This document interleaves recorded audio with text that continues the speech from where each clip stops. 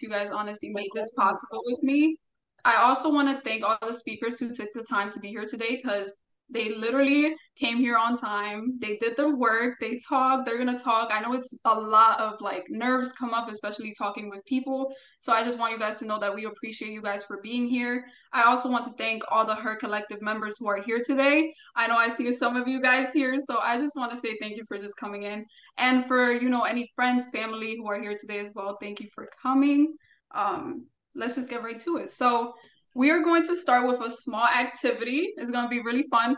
So we're going to raise our hand every time that you hear something that you relate to, or if you know someone who relates to it as well. You don't always have to go through it. You can also know somebody who has been in the situation. So for starters, have you ever felt like you were not understood by somebody in your life?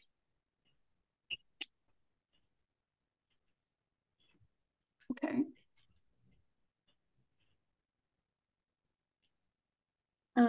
Have you ever felt so depressed that you didn't want to do anything at all?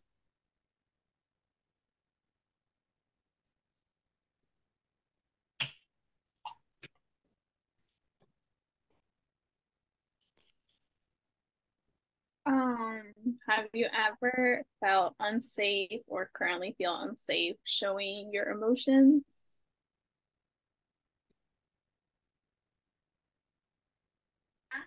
Oh, could you repeat that?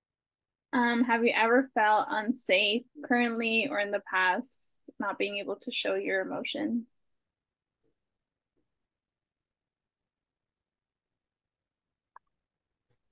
Okay. Lastly, has anyone know or have felt suicidal?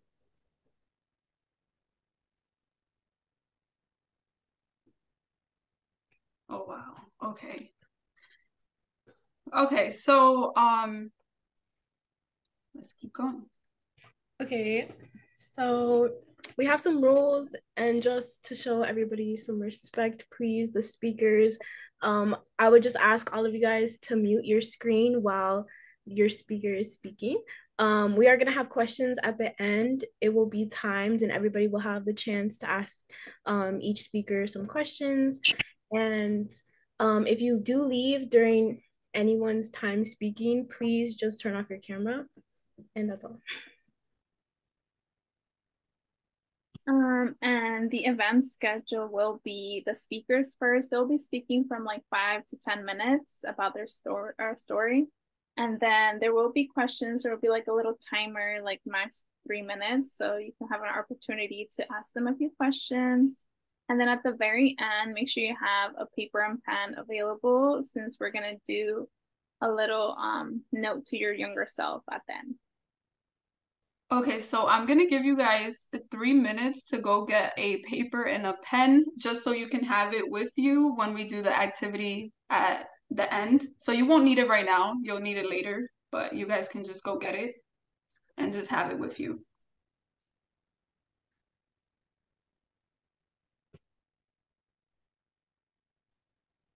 Just give me a thumbs up when you're done. You can do reactions in the bottom, just put a thumbs up and I'll know when to keep going.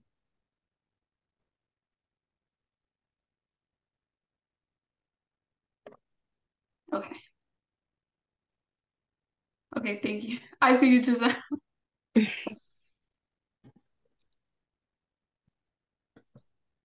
Okay.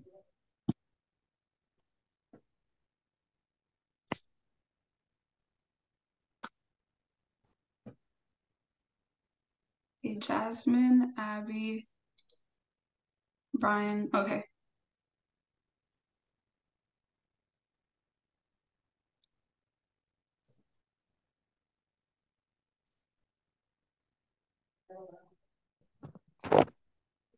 Okay, so I think we're pretty good. I will stop the timer so we can keep going.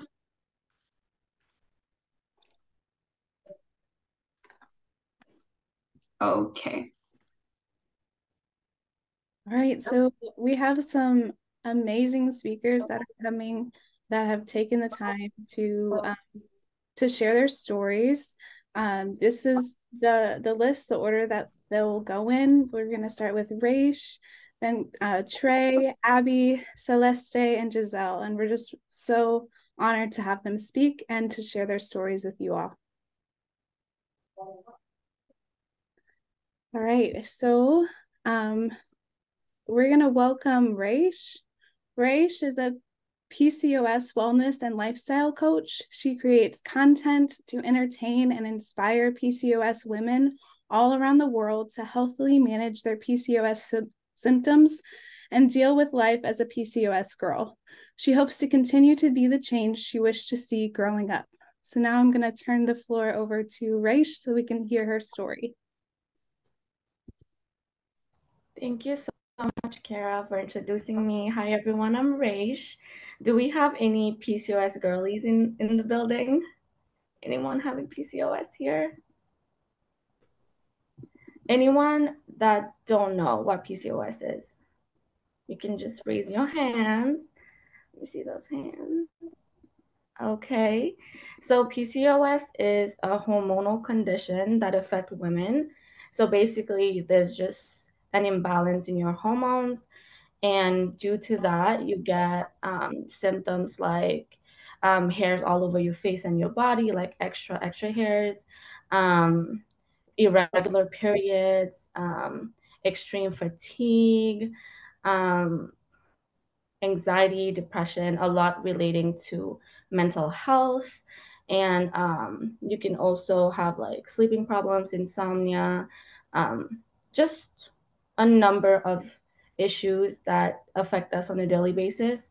And it could lead up to diabetes and, yes, polycystic ovarian syndrome. Thank you. Yes, and it could lead to high blood pressure, diabetes, and infertility. So it's like something that affects me on a daily basis. If I could say, if I don't have my shit together every day, I will suffer every single day with like fatigue, anxiety, depression, insomnia, all the above that I just mentioned. And I feel like one thing that like really keeps you going is your mental health, because like obviously if you have like extreme anxiety and depression, you can't even get up, like you can't even like get out of bed, you can't start your day, you can't really do anything on a day-to-day basis.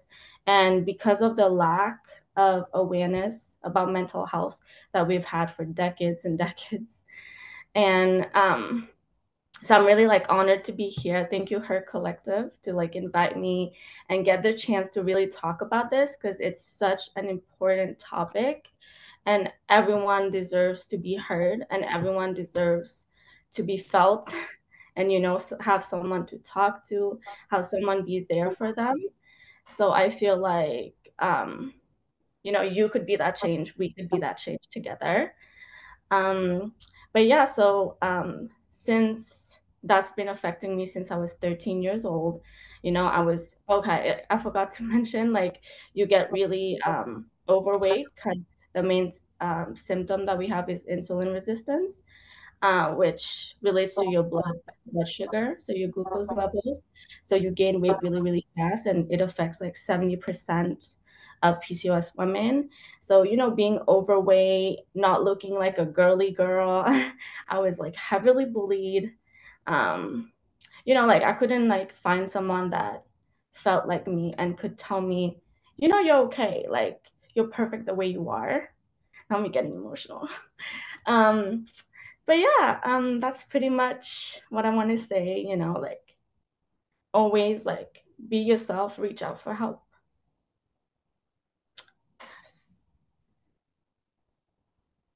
Thank you so much for that, Rage. That was beautiful.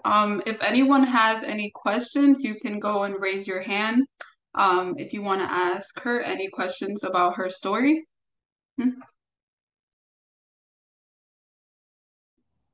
Go ahead, Trey.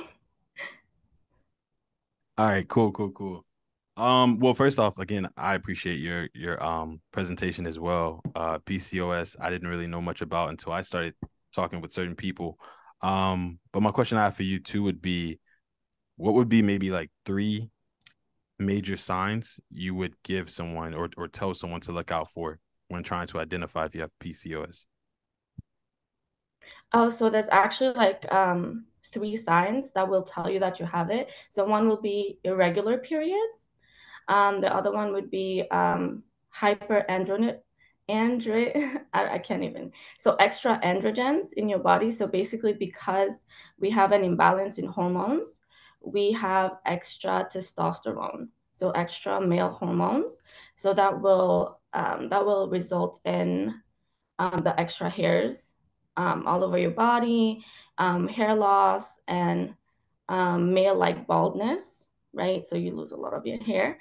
And the third one would be ovarian cysts. So you get an ultrasound and you will find cysts in your ovaries. So if you have 2 of these 3, you have it. And a lot of women don't get diagnosed like properly. Did I answer your question? Absolutely. Absolutely. Okay. Like, thank you. Yeah. That was perfect. Thank you. Go ahead, Celeste. I want to hear. I wanted to ask, how did you get diagnosed with PCO? So I think I always felt like I was different, right, with all the symptoms I was having. Thank you, Janice. And I actually went to my doctor and they requested a pelvic ultrasound and they found cysts in there. So that was like my official diagnosis. Yes. Go Abby.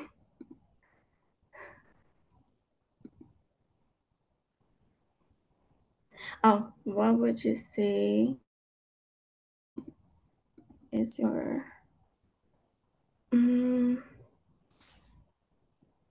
I would say my proudest moment was, I guess, just building a community around it. Because once I started posting on social media about it, oh, my light just died on me, y'all. Okay, it's gonna die again. Once I started posting about it on a daily basis, well, I started posting about it last year on TikTok, and people really, resonated with that. People were like, "Oh my God, like this is exactly how I feel. These are the exact symptoms. Oh my God, like I'm not like crazy. I'm not an abnormal person." And we built this community really on TikTok, and it just became like a sisterhood, and I would say that was like one of my proudest moments. And now we're going to keep growing. And I can't wait to like find solutions and ways and products that will be able to like help me and the community as well. Yeah. Oh, thank you. Okay, that again. Oh my goodness. Thank you so much, Reish. That was beautiful. Thank you for sharing. So we're gonna proceed to the next person. All right, our next speaker is Trey. Trey is a 29-year-old rising entrepreneur with a heart filled with passion and a love for talking to others. So much so that he created a brand with the word talk in it. But the funny thing is, he hasn't even started yet. So I'm going to let him tell us his story so he can tell us more about that. Take the floor, Trey. Absolutely. I hope everybody's doing well. Again, the last presentation was amazing. So again, I'll try to top that. But again, just thank you. Thank you so much for talking about that. I guess I would start when I was actually thinking about how to present this, I was like, okay, where should I start in terms of probably like one of my lowest low up until now? And I would definitely say for me, it came once I graduated college. I majored in computer science and, essentially chasing a degree that in a sense would make my parents happy, but at the end of the day, I wasn't happy. So chasing prestige, money, things of that nature.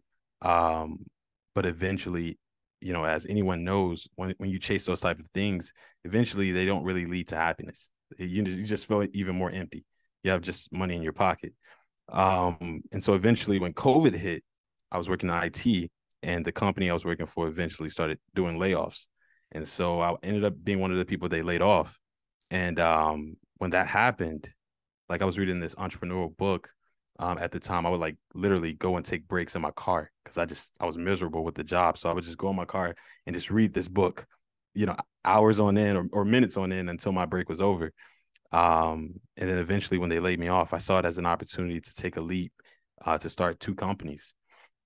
And so I ended up taking that leap, started two businesses. Let's Just Talk being like the main company. And with that, I started to just online from Instagram, TikTok, kind of like what Reish, right? Reish. I'm so sorry. I'm so sorry. I'm sorry. I am sorry. All right. So exactly like what you did, posting online. Again, that's why I love online. I love, social media. It creates communities, things like this. And that, essentially led to me building my brand, building a community. And now I have like 9 different groups similar to what y'all are doing here. And from there, I just kind of continued to bring people on, created Zoom groups, was able to bring people on individually and talk to them about their stories. So I have groups for mental health, art, all these different groups that I started to establish. And it really allowed me to find my passion, which was talking with others, bringing other people together, finding out things about other people. I love asking questions. I'm very curious. My mom always told me I talk too much, but now I get paid to talk, so it's actually pretty cool. But at the same time, again, just being able to bring other people together and then allow those people to feed off of each other's stories. It's similar to what y'all are doing here. And it's the exact same thing I do. And so, from there, I was able to find my passion.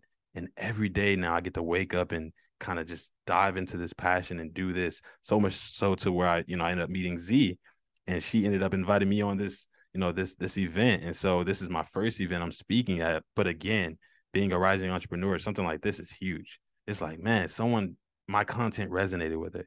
Man, she saw me, man. So like literally I was bragging. I was bragging. Like everybody knows about this. I'm like, auntie, my grandma, like everyone knows. So like, seriously, I appreciate you for this opportunity because it just only adds fuel to the fire. You're only just fueling me up even more. So I appreciate that because, it really showed me that, had I still been at that desk IT job, what I'm saying, I was sitting next to people I did not like. I would have never met people like y'all. Like, to be honest with you, this would have never happened. I still would have been coding and I probably would have been real fat because I was getting big. I was getting real big, y'all. No, in IT, all it is coffee and candy. I'm just saying, so you got to really have a workout routine. But I was literally getting big. So, not only when I started to find my passion was I happy every time I woke up, but my health started to get better, better spiritually. I started to also, become better, and you just start to grow and become happier. So again, I would say if anything, in closing, I would definitely, if you're someone that just focuses on money and materialistic things, realize, man, at the end of the day, you will never be happy until you realize that it's not about that. It's actually about finding that passion that you have and then using that to serve other people. And then in that, the irony is the money kind of inevitably comes. It just kind of happens, but on top of that, you also get to do what you love. So in closing, yeah, living your passion. Absolutely. Thank you, Trey. I'm happy I met you as well, and I'm happy with everything that you're doing. You're great, and you already know that though. But I appreciate you for being here. And if anybody has any questions for Trey, then you guys can ask it now. You guys can also put it in the chat. I see that you guys have it there. I can't really look at the chat because I'm sharing my screen, but if you have any, then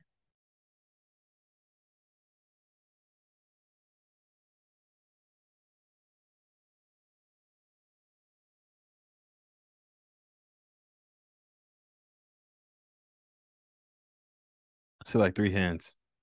Anybody can go. Yeah. You get to call on them, Trey. So Oh, I don't want to butcher the names. I'm sorry. All right. Literacy? Literacy? It's Ladisi, but it was close. It was close. I was gonna ask, what is some advice for someone who's just getting started in entrepreneurship? I would say like the invest in yourself. I would say that's the biggest asset. Like I like when COVID first hit, I was probably reading like 5 books a day, like cycling through 5 books every day, and then I ended up finishing them, but they were all entrepreneur books. So like authors like Robert Kiyosaki, Gary V. That's a really good guy, like Gary V, Robert Kiyosaki, um, Anik Singhal. He's also a really good guy.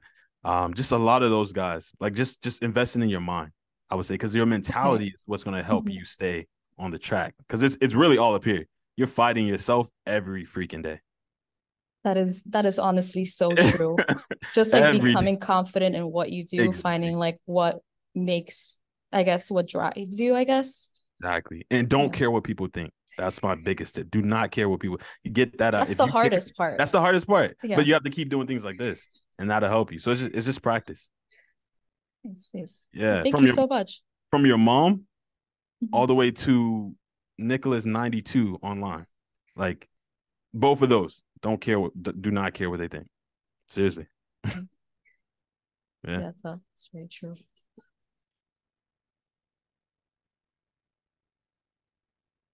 Oh, sorry. I have to choose. Celeste. Yeah, that food looking good, but go ahead. I baked today, so okay. So my question is, I'm as someone who is interested in cybersecurity, how did you get into your like computer engineering thing?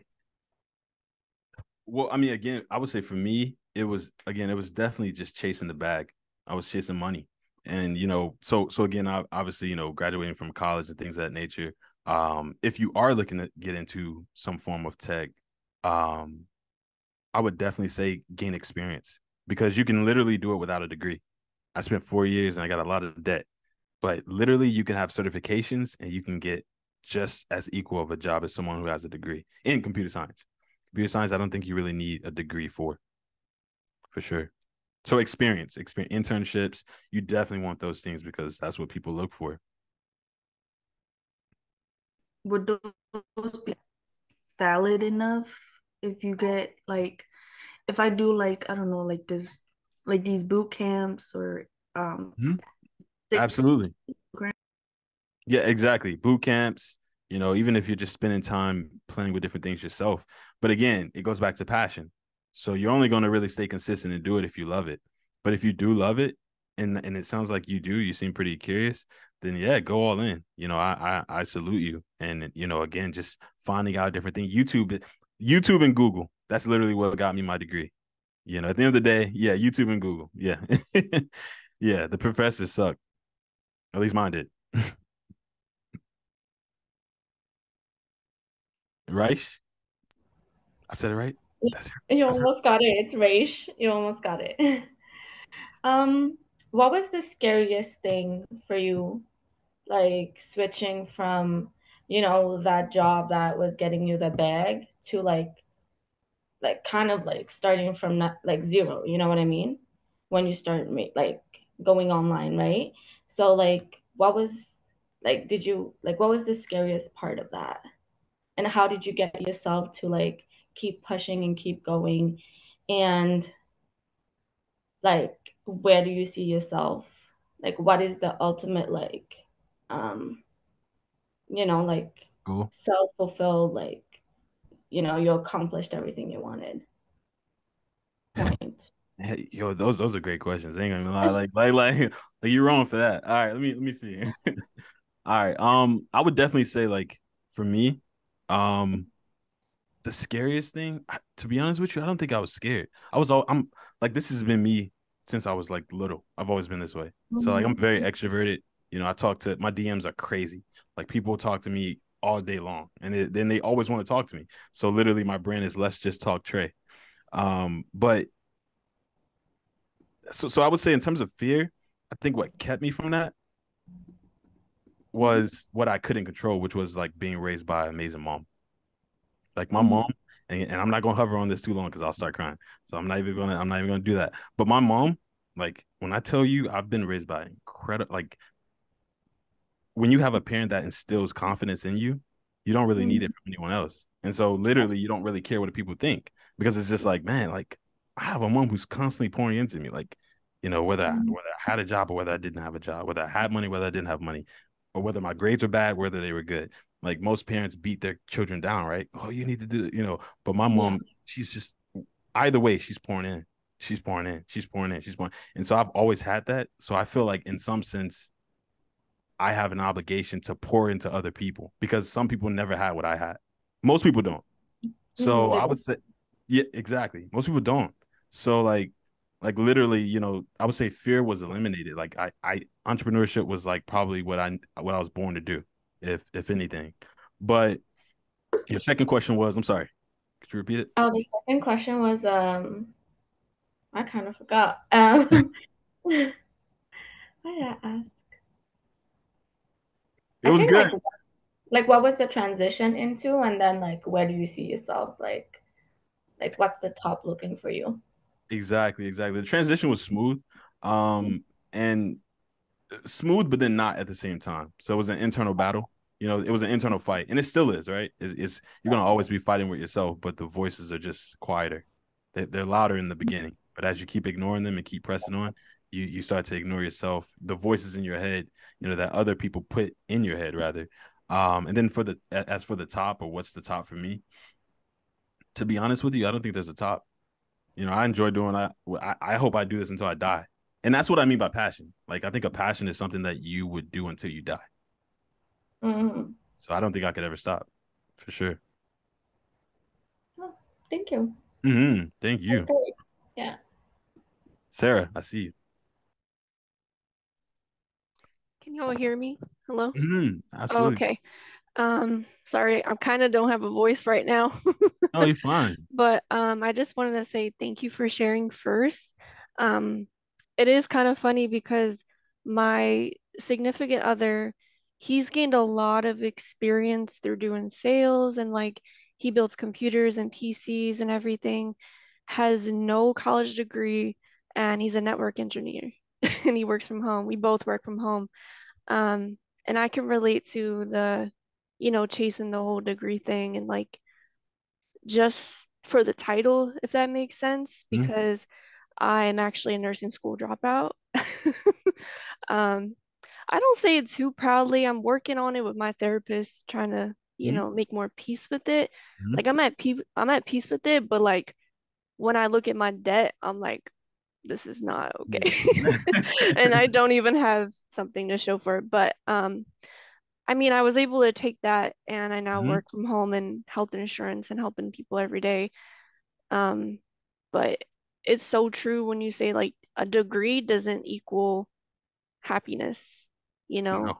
You really just have to do your life for you, because at the end of the day, you really are the main character in your life. You really are. You can't just do a career just because it sounds nice, telling people, oh, I do this for life. I do this for a living, and then people are like, ooh, you must make a lot. And it's really not about the money at the end of the day, because that money doesn't go in the grave with you. Exactly. Like how you lived your life, if you lived to your true full self, that's all that truly matters. So thank you for sharing. Your girl got social anxiety like real bad, but I'm trying. No, I love it. I love it. And you're a gamer too, right? You're a gamer.